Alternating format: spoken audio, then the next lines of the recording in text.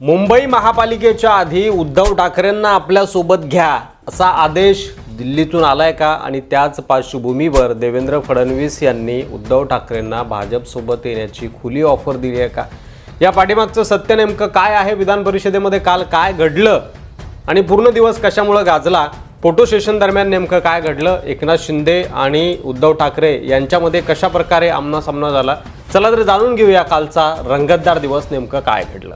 अंबादास दानवे यांचा विधान परिषदेचा कार्यकाळ संपला आणि त्यानिमित्तानं निरोप समारंभाचं आयोजन करण्यात आलं होतं। यामुळे विधान परिषदेच्या सभागृहात देवेंद्र फडणवीस, एकनाथ शिंदे, अजित पवार, उद्धव ठाकरे हे सगळे नेते एकाच वेळी उपस्थित होते आणि यावेळी बोलताना मुख्यमंत्री देवेंद्र फडणवीस यांनी उद्धव ठाकरे यांना सत्तेत सहभागी होण्याची खुली ऑफरच देऊन टाकली।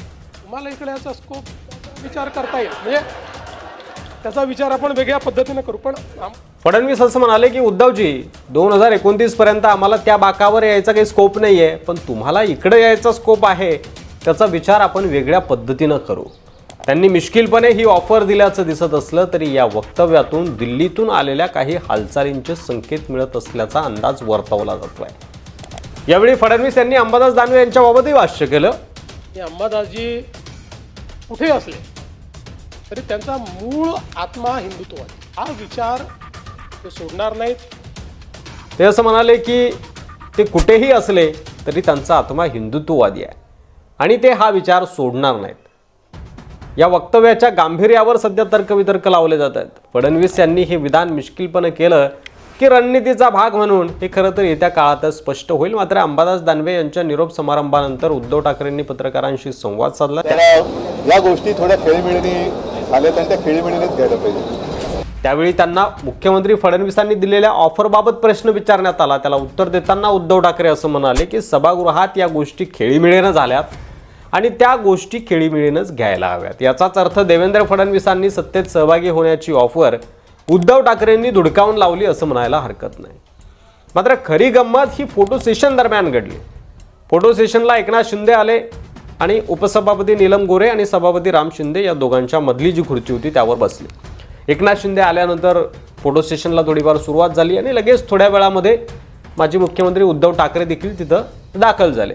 उद्धव ठाकरे येताच सर्व नेते उठून उभे राहिले, त्यांना नमस्कार केला। त्या दरम्यान उद्धव ठाकरे नेमकं कोणत्या खुर्चीवर बसणार असा प्रश्न निर्माण झाला होता। उद्धव ठाकरेंनी देखील देवेंद्र फडणवीस यांना नमस्कार केला। सगळे नेते उठून उभे राहिले। देवेंद्र फडणवीस यांना नमस्कार केल्यानंतर बाजूलाच एकनाथ शिंदे त्या ठिकाणी उपस्थित होते।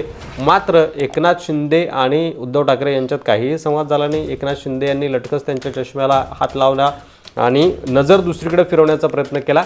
नीलम गोरे यांनी उद्धव ठाकरेंना शिंदे शेजारच्या खुर्चीवर बसण्याची विनंती केली। मात्र उद्धव ठाकरेंनी एक खुर्ची सोडूनच बसणं पसंत केलं। शिंदे शेजारची खुर्ची नीलम गोरे यांना दिली आणि उद्धव ठाकरे नीलम गोरेंच्या बाजूला बसले। उद्धव ठाकरे आणि उपसभापती नीलम गोरे यांच्यामध्ये संवाद झाल्याचं पाहायला मिळालं। मात्र एकनाथ शिंदेंशी काहीही संवाद झाला नाही, नजरानजर देखील झाली नाही।